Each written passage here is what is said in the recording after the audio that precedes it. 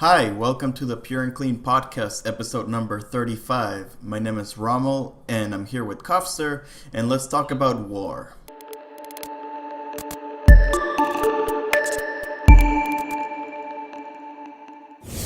Hey, Kofster.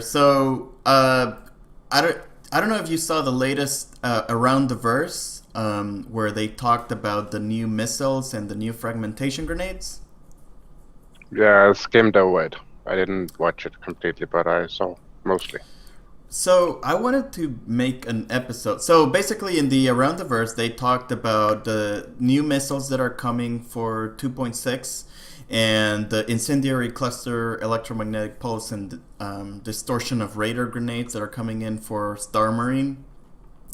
And I was just thinking, it's kind of important to stay abreast of all these news, especially if you're in a resources and trading organization, because there's going to be a lot of metagaming in the trading for the war, metagame.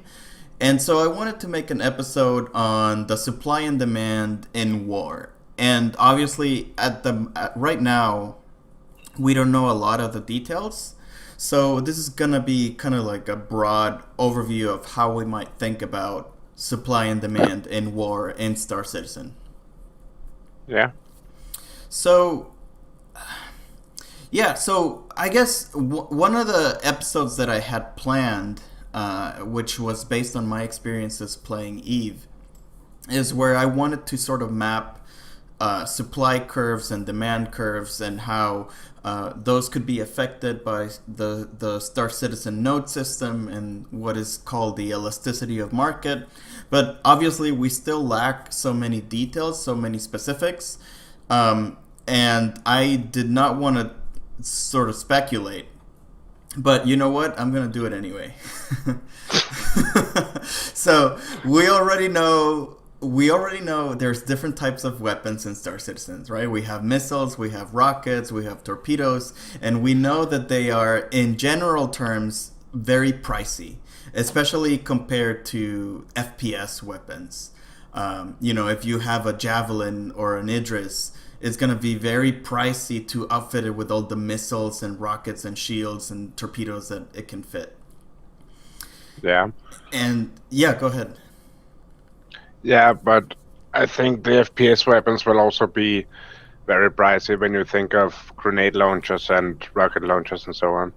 Yeah, They will actually, I was very surprised by the price on the armor equipment. Is quite pricey. Like it's comparable to the price of a Rattler missile, for example, which to me is kind of outrageous.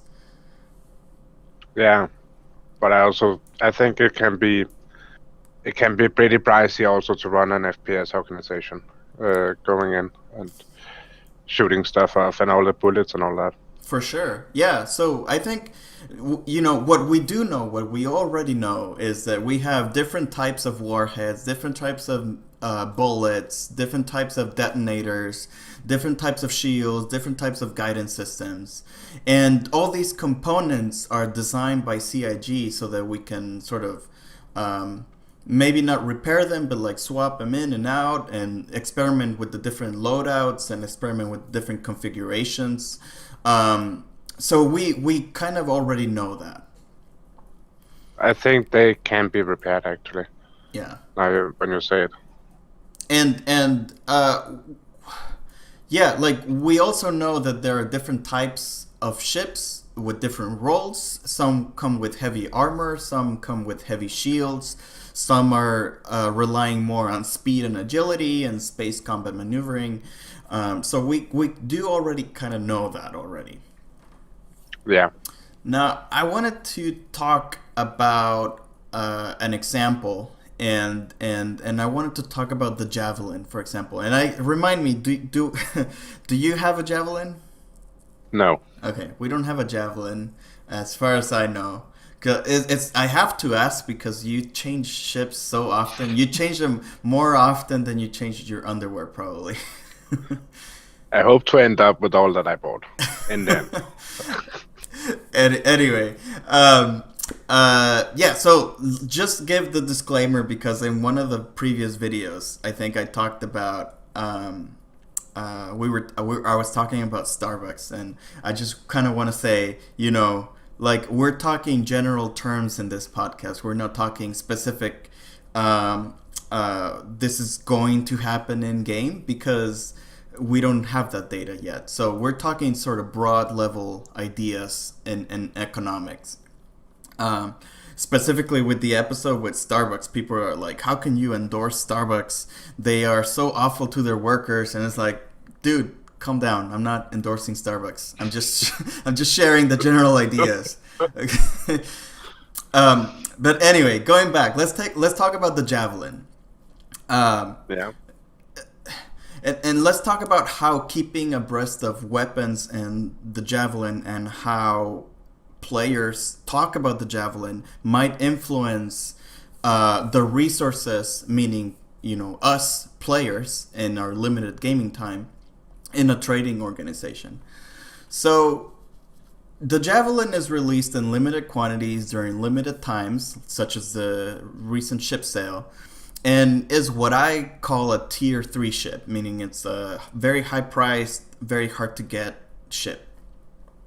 The Javelin is made of component parts, which are made up of other subparts, which, just like the weapons, they're also made of component parts, which are made of subparts, like a missile. To make a missile, you need the explosive, you need the guidance system, you need the fuel, and so on. Same for the Javelin. You need different components to make the hull, to make the shields, and so on. Now, each component will require certain raw materials, such as, minerals, explosive, which gives way to a commodities market about that component. And each of those commodities will have their own market, and as a result dictate the ultimate price that a player will have to pay for owning and outfitting a single Javelin. So right now, CIG is controlling those prices. And to a certain degree, they will have a control on the market because they can play game master. But once the persistent universe is released, the metagame on these commodity markets for all these resources will ultimately dictate, if you want to get a Javelin, this is how much you would have to pay. Also, I believe there was announced that there will be player-controlled industry in such a way that we will be able to own the factories producing these components over time anyway. Yeah, over time. And I think the problem is that if there's some kind of runaway economic effect where, the Javelin, I forgot how much it's worth, but let's just give a random number. Let's just say it's worth 1 million UECs. And due to supply and demand, there's a runaway effect where certain orgs are controlling certain resources, and all of a sudden the Javelin is worth, 10 million UECs, like something crazy. I do believe that CIG will sort of step in and create in-game events to sort of control the price of it. Yeah, that would make sense. I do believe that it's a whole lot more than 1 million, though. Right. Yeah. I mean, I was just giving a random number. I actually don't know. But let's just make some assumptions here, and this is the assumption part of the discussion. Let's just say they also released in the latest anniversary sale. They made the Asperia Prowler available. So let's just say that the Asperia Prowler happens to be a great ship for boarding a Javelin, and as a result, it's a great counter to it. I don't know. That seems reasonable to me. I don't know what you think. I think the Asperia Prowler can hold, 10, 12 people inside it as Marines, right? So I think that might be a little bit on the low end for taking over a Javelin that has 100 people in it. Well, right, yeah, but you can have a lot more Prowlers than you can feel a single Javelin. Definitely. But anyway, so probably a few of them, but yeah, I get your point. So let's say a Prowler, it has a shield functionality where it makes its shield stronger than most shields. I forgot what it's called. I don't know if you recall, but it has great shield and great armor. It has a tavern shield and Yeah, I think the Tavern shield has a name. I think it has some kind of ability where it can make its shield stronger than regular size 3 shields.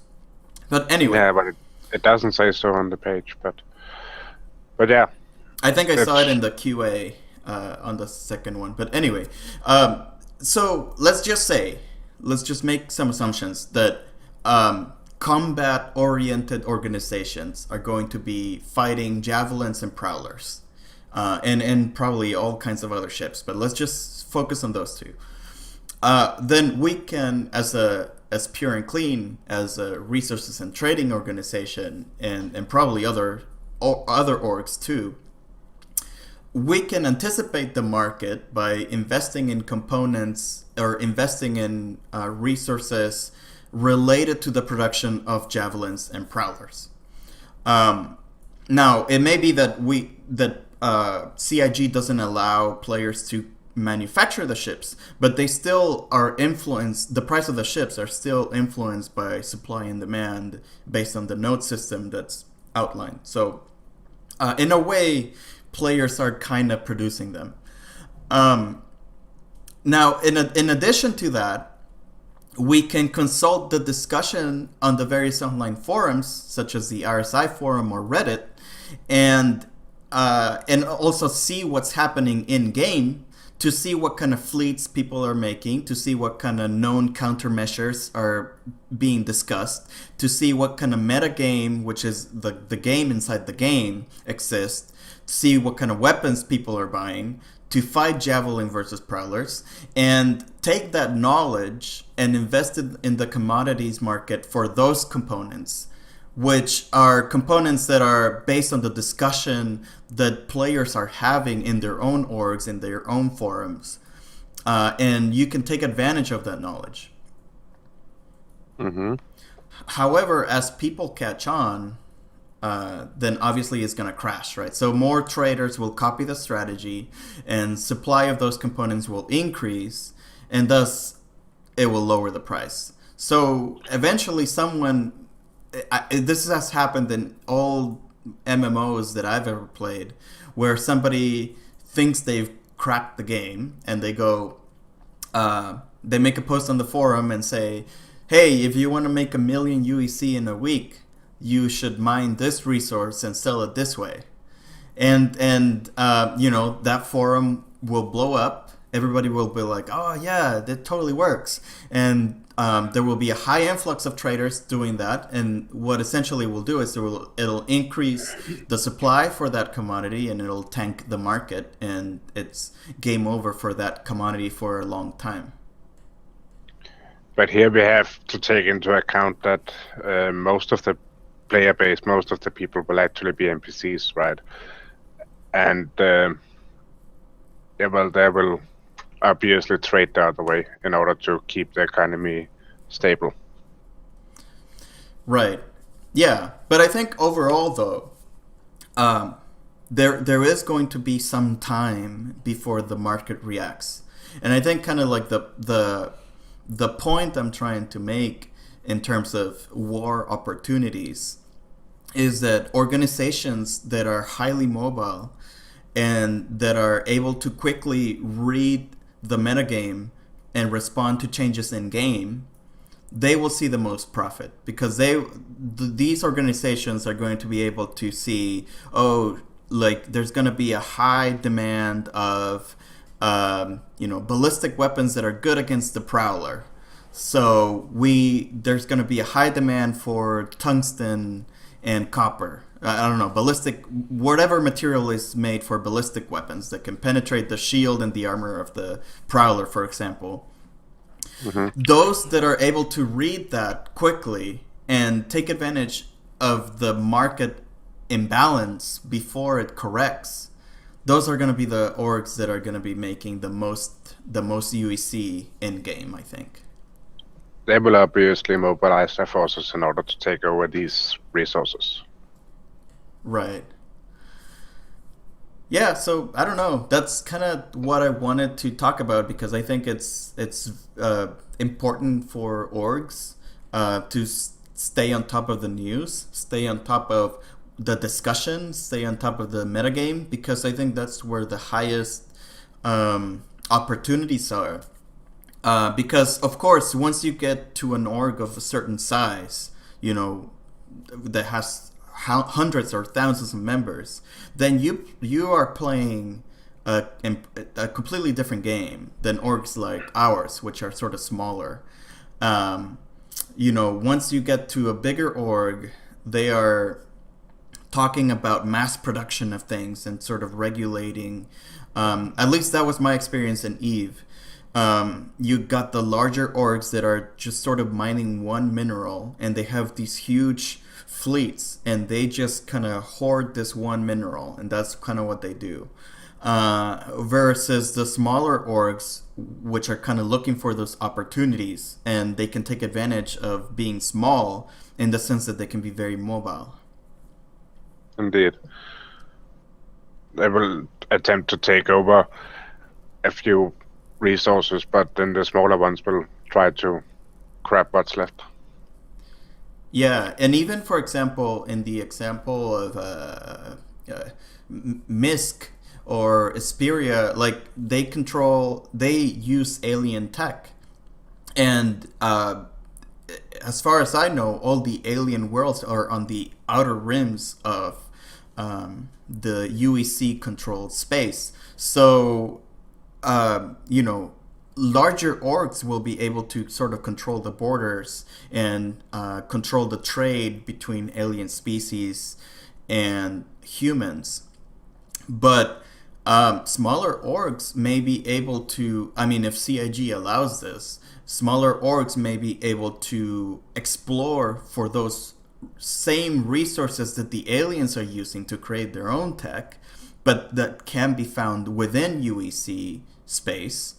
And all of a sudden, they found this rare resource in the middle of UEC space, which gives them the highest profit because the market already balanced for the fact that the resources are coming from the Xi'an at the border and they have to travel all the way to Earth.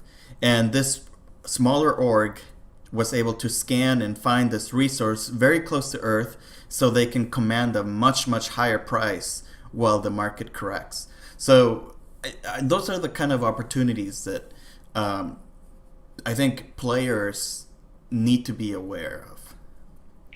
And here you're in on another point of how CIG can balance the market simply by, for example, plopping down a new resource somewhere close by and wait for somebody to discover it. It's another market balance, right? Mm-hmm. Yeah. So, that's kind of what I wanted to discuss. Just keep an eye out for information, keep an eye out for resources, keep exploring. And that's it. I don't know if you want to share something else. It's called a phalanx shield, by the way. Yeah, that's right. Phalanx shield. I just looked it up.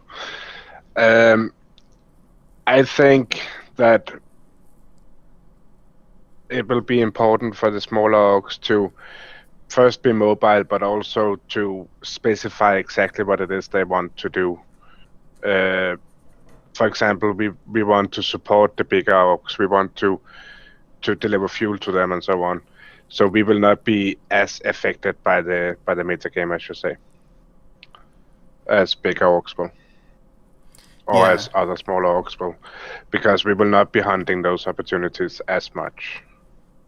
Right. Well, yeah, and I actually have another episode planned on that sort of touches on that, where it's think about that quote by Henry Ford where he says, "If I had asked people what they wanted, they would have said a faster horse." Right?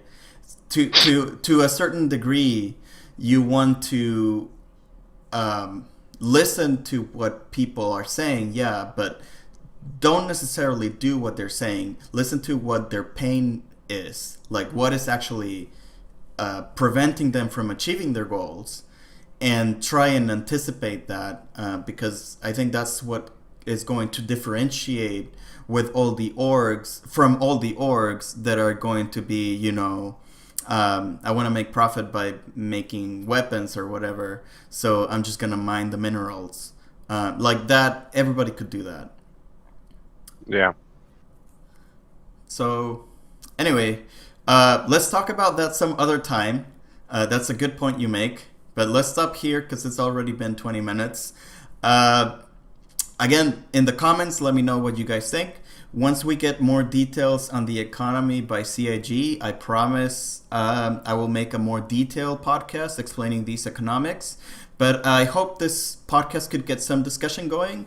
Thank you for listening to the Pur'N'Kleen podcast, a free weekly Star Citizen podcast aimed at tackling the business side of the verse. Thanks again, Kofster, for showing up. And You're very welcome. Yeah, don't forget to like, comment, and subscribe, and I'll see you guys next time.